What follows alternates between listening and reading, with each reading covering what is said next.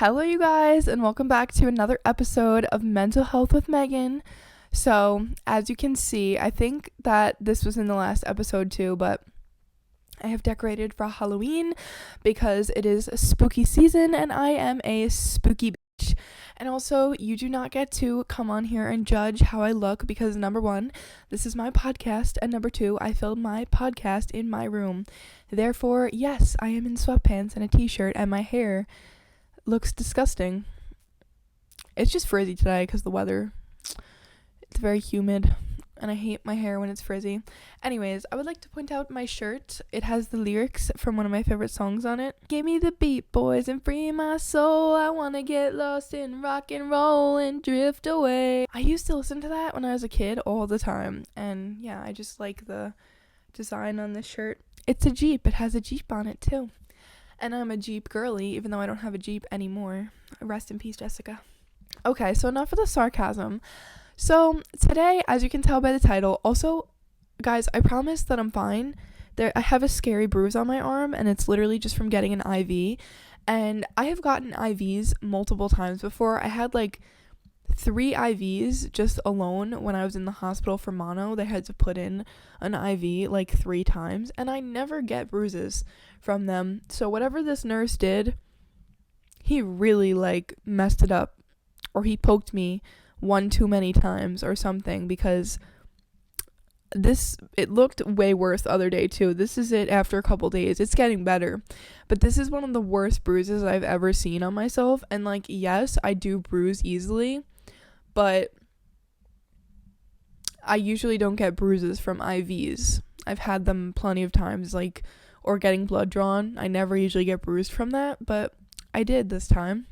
But anyways, yes, if you see this, don't worry. Your girl is fine. I had to get some tests done at the hospital, and they had to give me some little drugs. What was I saying before I went on that whole tangent about my bruise? I don't know, but also today has been a very interesting day. I was just crying before I filmed this podcast, and now I'm not crying anymore, so yay. But I was crying because I'm just a girl. I get a little emotional sometimes. I'm just a girl. I was crying, and then I was just trying to clear some storage up on my phone, and I was going through voicemails, and I find a voicemail from my ex who cheated on me, and it was of course I listened to it, and it was a voicemail of him saying like, I love you, have a safe flight, I'll see you soon, because it was like when I was traveling, and I guess I didn't answer my phone because I was on the plane or something. So then I cried more because that made me sad, because he obviously didn't love me, because if he did, he wouldn't have cheated on me. Also, I love how, like, where I'm sitting in my podcast, it just looks like, all you can see is F, but, you know, in case you're new here, the flag says Certified MILF, because that's what I aspire to be someday. No, I'm just kidding. I don't know. It's just funny. My friend got it for me. You know, I like the way it looks in my room. It's pink. So yeah, but it's just funny because like I'll sit here and it's just you just see F. Anyways, okay. So yeah, I was sad, blah blah blah. Now we're filming a podcast. So as you can tell by today's title, today we're going to be talking about ex-best friends. What a topic. I'm excited for this one. It's going to get juicy again. The way I just said that reminds me of the way that Juicy's mom calls his name in the musical Fat Ham. Juicy, come on. Don't talk to your mother like that. Come on, Juice. Oh my god. Anyways, I'm sorry. I'm such a freaking theater nerd and an actress, so, you know, this is just part of my podcast. But anyways, I keep losing my talking points here. My ADHD is running rampant today. Oh, okay, so yeah, ex-best friends and like friendship breakups. That's what I wanted to talk about. From my personal experience, I have had multiple friendship breakups, and I have lost a lot of friends, more than I can count probably. And I feel like 50% of the time it was my fault, and the other 50% of the time there was no reason for it. There was no real reason. It was very just sudden and random and didn't make any sense to 15-year-old, 16-year-old Megan, or even younger than that. I lost friends when I was even younger than that, probably in like middle school. But yeah, so in my experience, friendship breakups are worse than romantic breakups, because I am one of those people that I put my friends before everything. Like, I have always been extremely grateful of my friends and everything that they do for me, and I do a lot for my friends. Like, if I love you and I consider you one of my close friends, I am gonna get you a present for your birthday, get you a present for every holiday. That's kind of how I show my love, is by giving gifts.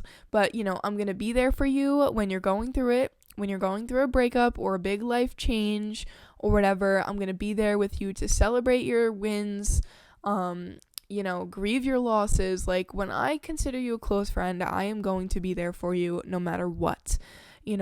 I'm a very kind person, and I pride myself on being a kind person and a good friend and a good girlfriend, and just a good person, a good daughter, just a good person in general. I just want to be a good person in general, and I am, and I try to be. But as a human, humans make mistakes. People make mistakes, and some people do not know how to forgive people, or they just don't care to forgive people. But the biggest friendship breakup I had that I could, that's the one that I think about when I think of like a friendship breakup, was when I had dropped out of high school junior year, because I was going to start doing modeling and acting more. So I dropped out of high school to be homeschooled and to get my GED and everything. And when I told my best friends, they were so sad about it, and I was so sad. There's a fire alarm going off outside. I don't know if you guys can hear, but there's a fire alarm going off outside, and it went off. Okay, anyways. So they were very sad when I told them, and I was very sad. And then when I dropped out of school, I think it was like November, and we talked every day still, basically, but we hadn't seen each other for months, because they were in school, most of the time, and I was not in school anymore, and I wasn't really like too busy. That's another thing about me, is I will always make time for my friends. I don't care how busy I am, I will always make time for my friends. And then when you're the friend that does that and no one really bothers to do that for you, it is really, really sucky. But that's a topic for another podcast episode. But so I didn't see them for months, but we would still text like every day and like try to make plans, but it just never worked out. And then finally, like, COVID hit, and I think it was March of 2020, like right after COVID hit, right after quarantine had started, and I get a text from my best friend who hadn't bothered to check on me in the past 6 months that I had been being homeschooled. I feel like they were kind of almost selfish in the fact that they didn't realize it was going to be hard for me to be homeschooled as well. And I feel like they kind of thought that I was like abandoning them by leaving school. But it wasn't. Ultimately, leaving school was not really my decision or choice. And I probably would have decided against it if it were up to me. But they kind of felt abandoned, which is understandable, or at least I think they did. We never really talked about it, but that's understandable. But yeah, so I got a text from my best friend right after quarantine had started, so I was already pretty depressed during that time. I think everybody was depressed during that time, but I had gotten a text from my best friend pretty randomly, just saying like, I don't want to be friends with you anymore. And I was so confused and so shocked. Like, why? Like, what did I do to you?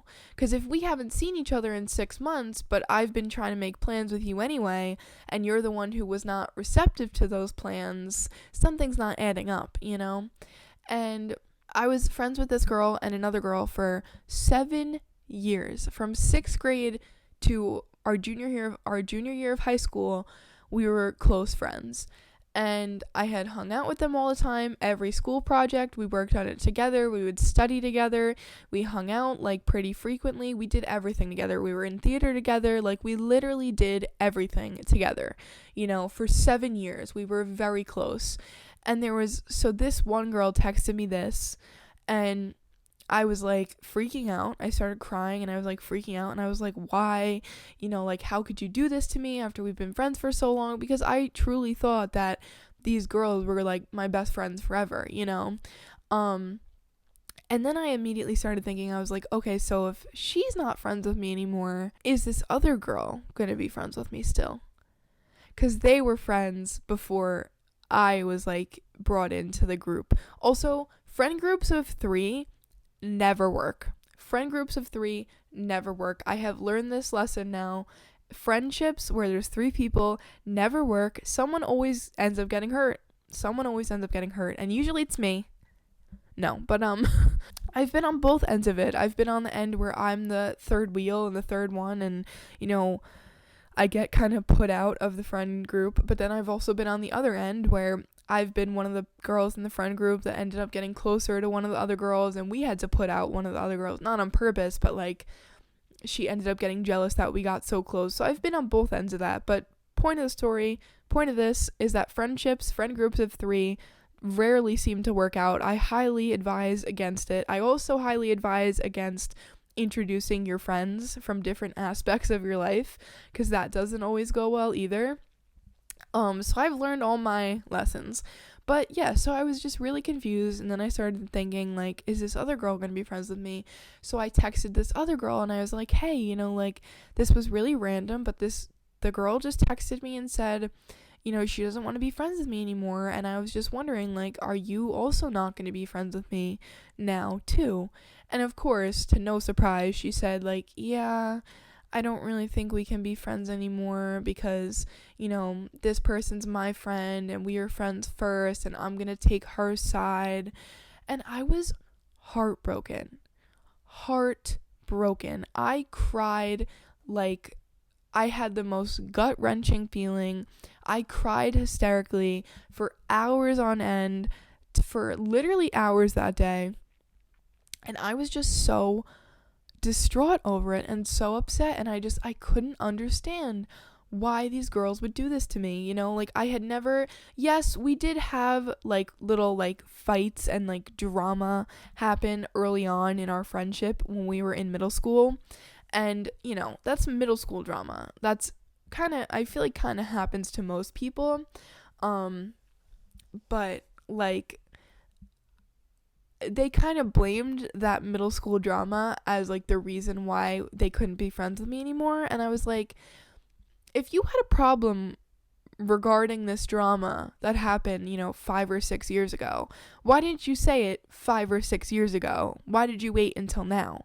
Which, that's something that I have a problem with. Like, if somebody has a problem with me, I want them to tell me immediately. I don't want them to wait a week, a month, several months, several years, and let the anger and hurt and frustration that they're feeling from the situation like build up like that. Like, if you have a problem with someone, just tell them, so that way they can apologize and do better next time, and you guys can work through it. Don't hold it in and like just not tell them that something they did made you upset. You know what I mean? And yeah, it's not always easy to talk to people, and I understand that. It's not always easy to, tell people how you feel about something. I personally always get scared sometimes about like confronting a friend about when they do something I don't like, because I'm always scared I'm going to lose that friend in the process of bringing something to their attention. But yeah, so they kind of blamed that drama, and they had also kind of said that I was toxic, that I was a toxic friend because I would cancel plans all the time. And did I cancel plans quite often? Yes. Did I have a good reason for that? Yes. Most of the time, I was either going through something family related that I had to deal with, or I would cancel plans because I was having like really bad anxiety that day and I just couldn't hang out with people. I just had to like spend the day with myself and be by myself. I have really bad social anxiety, and I would say it's gotten a lot better, but it used to be really, really bad. When I was in middle school and high school, it was really, really bad. So there was some days where I was too over inundated and overwhelmed, and I would have too much social anxiety, and I would cancel plans, because even though they were my best friends, sometimes I would have too much anxiety to be around people in general, you know? Like, I remember this one time where I was supposed to go out and meet my ex-boyfriend's family, and I was so nervous about it. I had so much anxiety. I threw up and I was crying about going, and my mom was like, Megan, just don't go. You don't have to go. You know, if it's causing you this much anxiety, just don't go. And that was like a learning lesson for me in life. Like, if something's causing you anxiety and you don't have to do it, you don't have to do it. Don't do it, you know? So that made me feel better, because I was like, you know what, mom's right. Like, if something gives me anxiety, I don't have to do it. And I always felt bad about canceling plans, you know, and I was always upset about it. I felt bad about it and stuff, but sometimes that's just life. And when you grow up, you know, now that I'm in college, like, if one of my friends like cancels plans, as long as they're not doing it every week or every day or all the time, then I'm fine with it. Then I'm like, okay, you know, whatever, I get it. Sometimes you're having a bad day and your social battery is really low and you don't have the energy to hang out with people. That's fine. Sometimes, you know, maybe you think that you have time to hang out with people, but then you realize, oh crap, I gotta do this, and the other thing. Maybe I don't really have time to hang out with them. That's fine. And I was talking about this with one of my friends a while ago, about how, like, sometimes you kind of have to cancel plans, and you're gonna learn in life that there's gonna be like some friendships and some friends that you feel better after being around them, or you don't really need a social battery to hang out with them, because you guys can literally just sit there and like enjoy each other's company in silence, and just enjoy each other's company. Like, me and my best friend, will like lay in my bed and we'll both be watching TikToks together, and it's just so nice to have each other's company. There's going to be some friends that you don't need a social battery for, and then there's going to be other friends that, you know, it's different. It's a different kind of friendship, and you do need more energy to hang out with them, or they just drain your energy more than other people would, you know. But it's okay to cancel plans. But back then, they were calling me toxic, and I was like, I'm toxic? Me? Seriously? Me? I'm toxic. I was like so confused by that. And like, yes, I was involved in a lot of drama in middle school and high school. Was I a little bit toxic? Probably, yeah. I'm not going to sit here and say that I wasn't, and I didn't get involved into some toxic drama, because I definitely did. But I was a kid, you know. I was in middle school and high school and being bullied and trying to handle and deal with anxiety, and I was kind of forced to like grow up really fast, and I was different than other kids, you know. So was I a little bit toxic? Probably yes, but the fact that like my best friends couldn't understand why I had to cancel plans sometimes when they both had anxiety themselves was just so confusing to me. You know, I couldn't get it. I couldn't understand why they didn't get that, and I couldn't understand why they would do that to me, why they would ditch me and leave me, why would they stop being my friends, you know. I couldn't understand that, and I was devastated over it forever. And I literally thought that I wouldn't be able to live without them, because they were like my rocks in life. They got me through that time in my life, you know. And of course, eventually, you know what? I got over it.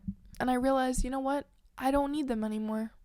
And I was able to get over it and let them go. It took a long time, but eventually I was able to get over it. And I will always be grateful for those girls, because I truly think that I needed them during that time in my life. I needed them in middle school and high school. Otherwise, I wouldn't have gotten through it.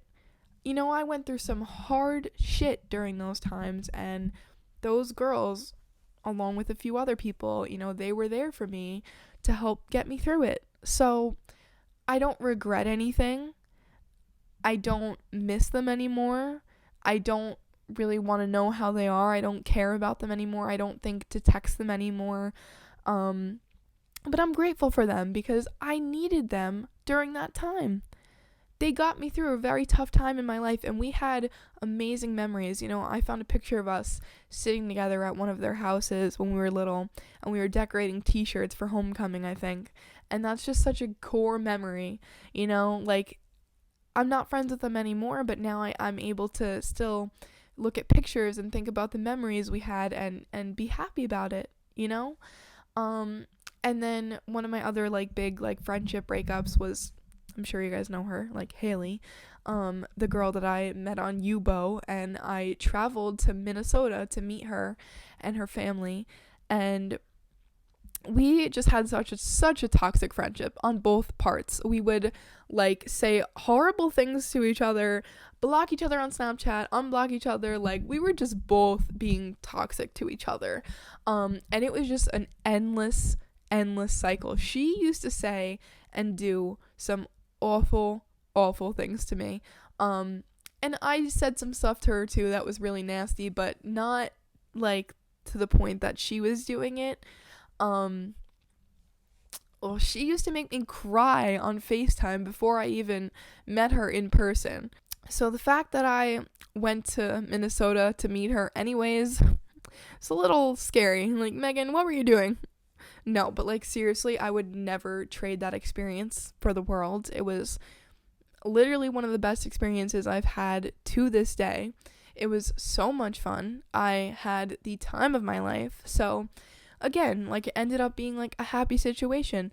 I don't talk to her anymore, and I still miss her from time to time, because there was a period in time where we were really, really close friends, but I'm able to still look back on those memories, and they make me happy, even though she's not a part of my life anymore, and I also had a friend that I stopped talking to kind of recently. It was like the most recent like friendship breakup I've had in my life, and she kind of just stopped trying in the friendship. She stopped trying to make plans. She stopped checking on me, stopped talking to me. She wouldn't answer me for like weeks at a time. So I brought that to her attention, thinking that, she would maybe start to try harder and be a better friend. And unfortunately, she just didn't. And then, I would still text her here and there to check in on her and like see if we could hang out. But then eventually she just completely stopped answering me, and sometimes that still makes me sad. I'm like, like, I miss her, and like, I wish like we could have been friends for longer, and I wish that the friendship worked out differently, but it didn't. Oh well, that's life, and I think as you get older, you realize that part of life is losing people and losing friends, unfortunately. Losing friends sucks. It's awful. It's hurtful. It's sad. It's depressing. It can be one of the hardest experiences you have to go through as a young person, I feel like, but it's just part of life. Friends come and go, and it's actually a beautiful thing when you think about it, because all these friends that I met along the way and I'm not friends with anymore, I had so much fun with them during the time that we were friends. I made so many memories with them during the time that we were friends. I developed a deep connection with these people during the time that we were friends, and we're not friends anymore. And sometimes I still miss them, and that still sucks, but like, it's life. However, if I were to lose my current best friend, I don't know what I would do. I seriously don't know what I would do. Like, we are going to be best friends forever. We better be, because seriously, like, I just can't even imagine losing her. I would be devastated for years over losing her, because we get along so well, and I just can't even imagine losing her. I don't even want to think about that, because that would be truly awful. I love her to death. I love my best friend to death, and I would do anything for her. So I really do hope that friends forever does really exist, and I hope that I found that in her. And we have gone through some rough patches as friends. We've gotten into like one or two fights that got pretty bad, and we've messed up. We've done some shitty things or said some shitty things or whatever, But we always get over it, which is one thing that I really appreciate about our friendship, is that we're always able to talk about things and work through them and come out stronger on the other side of it, But there's been times where I've been like, oh my God, like maybe she's not going to be my friend anymore. And I get really, really sad and upset. But then I realize, like, okay, we always get over things. We'll get over this too, Anyways, and every time I see my best friend, we have so much fun together. And we leave each other feeling better than we felt before we hung out. And I love her to death. So I hope that we're friends for a really, really long time. But yeah, so friendship breakups can be really hard. But one thing I've learned about friendship breakups is that you always come out on the other side of it fine. You can live without the people you think that you can't live without. You will learn to live your life again without these people in it, even though it sucks.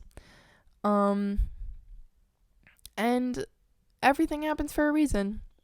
You're going to meet certain people at certain times of your life that are going to be there for you during that time and not for other parts of your life, and that's okay. This podcast has been so chaotic. There was a fire alarm that went off, and then I heard, like, when there's a fire and the alarm goes off at the fire station. Then I heard that, and then a fire truck shows up outside of my house. And I thought my house was on fire for a second. I was like, wait, what? Because there's, I live in, connected homes. So I was like, oh my God. For a second, I thought that my fire alarm was going, or, the one in the other section of my house was going off. I was, a little scared there for a second. Anyways, as I was saying, I also think that there will be friends that are there for you in all parts of your life. I think that there are going to be people and friends that are going to stick around and that are going to be there for you at your wedding and when you have your children, when you have your first child. And, I do think that best friends forever does exist, I hope.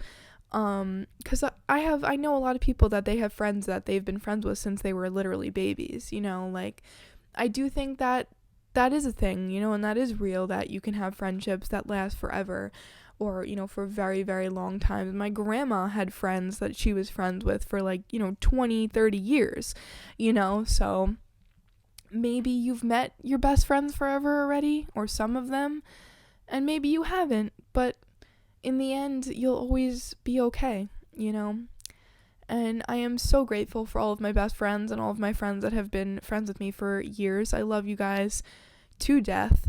One of my best friends, Chris, who I've been friends with since I was in 8th grade, and he actually, this is funny, the reason we became friends is because I was involved in stupid social media drama, and he basically DM'd me and was like, cut it out. Girl, you look so stupid right now. You sound so stupid right now.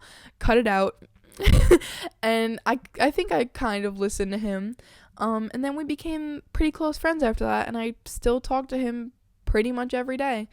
And we have a little tradition where we go see a movie on Christmas Eve because we both don't have the best family situations and we never have any Christmas Eve plans, so we go and see a movie on Christmas Eve, and we give each other gifts, and yeah, it's just it's a cute little tradition, and it makes me happy. It makes me enjoy at least some of my Christmas again. So yeah, friends are important. I think friends are my top priority in life a lot of the time because friends can make your life so much better. And while I do like spending time alone by myself sometimes, talking to cameras, talking to you guys, if I did that all the time, I would literally go insane. So, yeah. Well, that is all I have for you guys on today's episode of the podcast. We will talk soon. I love you guys so much. Thanks for listening. Thanks for watching. And I'll see you in the next one. Bye.